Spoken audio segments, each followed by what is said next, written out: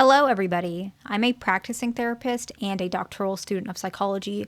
One of you guys asked this question on the comments section, and I thought it was interesting. And I did mention I wanted to dive into the research of it because it got a lot of thumbs up. And basically, the question was, what is the psychology of folks who are deep thinkers, male and females? A lot of you guys are men, so it might be a little bit more targeted to that, but this can fit for anybody. Basically, people who are quite self-aware, maybe too self-aware. Some of you guys don't like that you're self-aware. So we're going to talk about that, okay? So let's define it. All the research is going to be in the description box because I used a lot of research for this and I don't want to overwhelm you guys.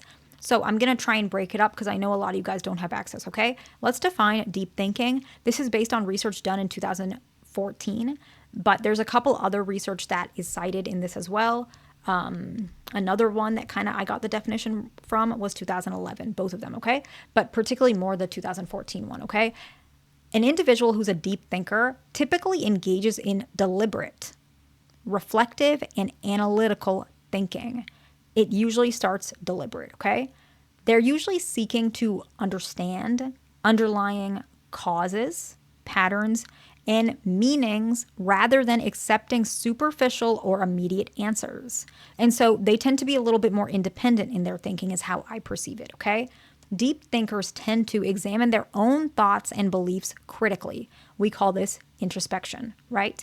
Another one is they consider multiple perspectives before forming a conclusion. They don't just think about their own perspective or what they would want to hear, right?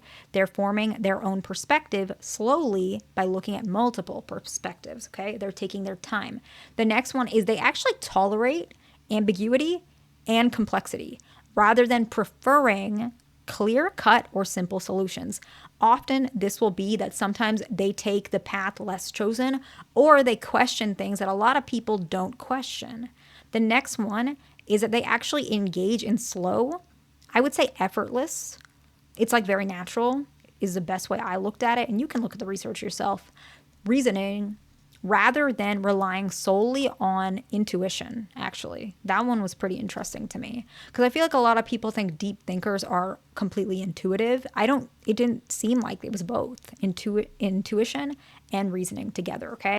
And often these folks actually pursue understanding and insight, not just quick decisions either, or surface level knowledge, okay? So in cognitive psychology, this is often contrasted to what some folks might consider shallow thinking, which is often faster and less reflective. Okay, this was also the research done in 2014. And so that's kind of the synopsis or the basis of what we're looking for. And we're going to talk about the traits of it as well as the pros, but also the cons.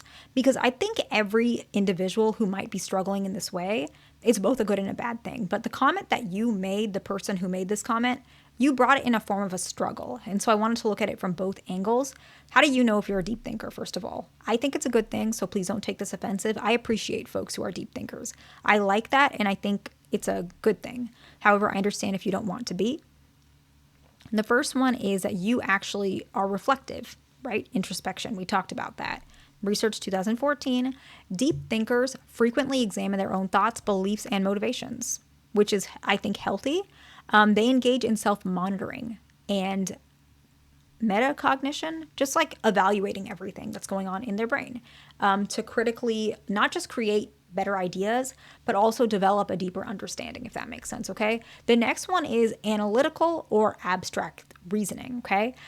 Deep thinkers tend to analyze problems at a conceptual level, seeking underlying structures, patterns, and causes. They go beyond, I guess I would say, surface level facts to understand why and how things happen. This research was done in 2011, okay? The next one, as we brought up, and I'm just breaking it up, they tolerate complexity, okay? We talked about this. Deep thinkers are often comfortable with actually seeking uncertainty and complexity because a lot of times they believe, and if you're a deep thinker, you probably would understand this, that not everything is black and white. So sometimes people might consider this like argumentative when it's not necessarily so. Let's say somebody says the best way, I don't know, to become a millionaire is X, Y, and Z. Let's say they say the best way is to invest in real estate. And another person is saying, no, you need to diversify. You need to have multiple types of portfolios, real estate, stocks, maybe also a 9 to 5 and a part-time job, whatever. That's a lot, but you know what I'm saying, hopefully. But a person who is more comfortable with complexity is able to see it in many different ways. They might say, maybe they're saying you need a little bit of luck, you need a little bit of connections, you need a little bit of this, you need certain drive, you need whatever it is. They're looking at it from multiple angles rather than just one simple face, typically. That probably is not even the best example because I don't know much about it, but I hope that it made a little bit of sense. Basically, they're actually willing to explore multiple possibilities rather than seeking immediate and simplistic answers. This research was done in 2021, and it actually compared what we might consider deep or shallow thinking in the long run, okay? Really interesting, and it's based on decision making, okay? The next one is slow, deliberate reasoning, okay? Deep thinkers often rely on effortless or natural reasoning rather than automatic, I guess, or intuitive responses. This actually aligns with the model that we see in understanding the cognitive functioning, where these individuals, the systems, right, their brain tends to, at least from, I guess, a fundamental standpoint, it's not that you are thinking slower. That's not what I'm trying to say.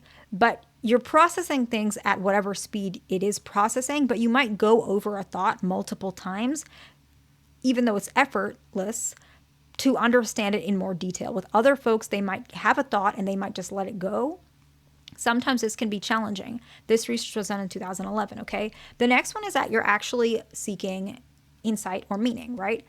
Research was done in 2017. You're often trying to look at the disposition or the detail of everything. You have recognition of your own limits and you want to learn more. Very simple, okay? Now let's talk about the advantages and then the disadvantages. The advantages are that actually you have improved problem solving. Research was done in 2014. Deep thinkers are often one of the better folks in our society to identify root causes, actually.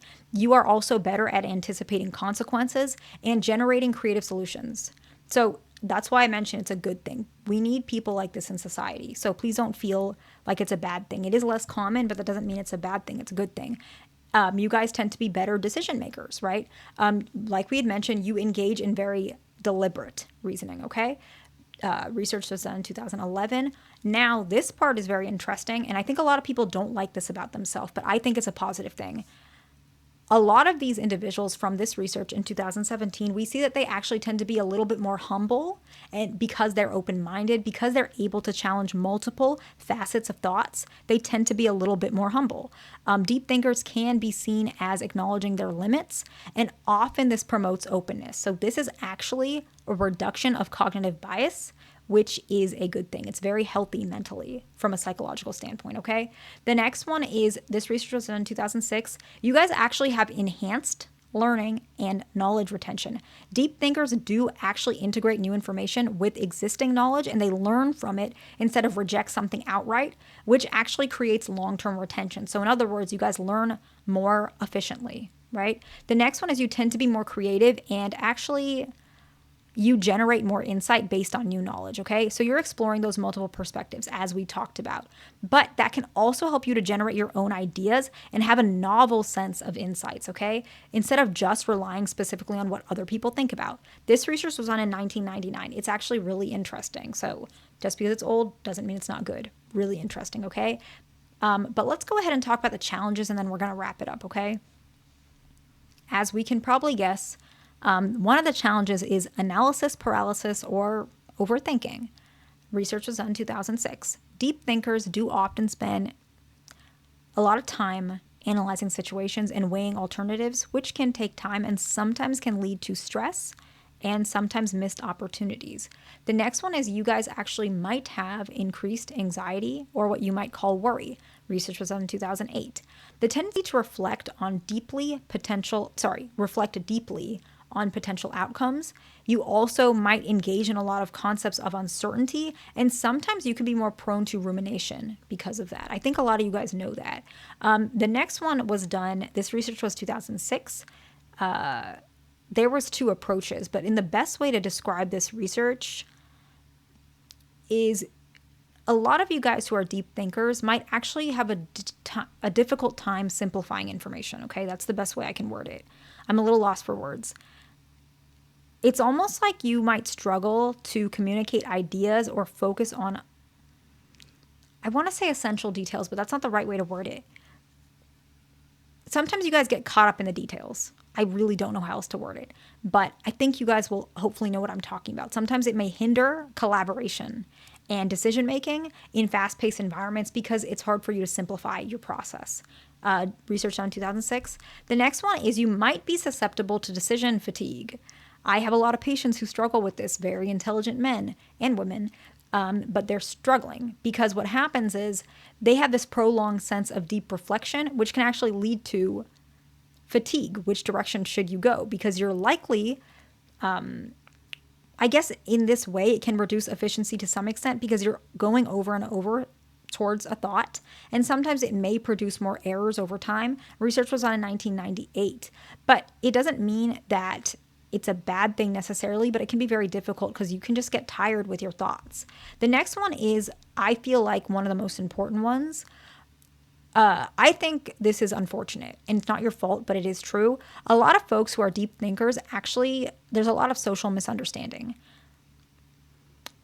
This research was done in 1997, but basically deep thinkers, they can be very complex, and sometimes people don't understand what that means. And so sometimes people might perceive people who are deep thinkers as overly cautious, difficult to understand, or even distant.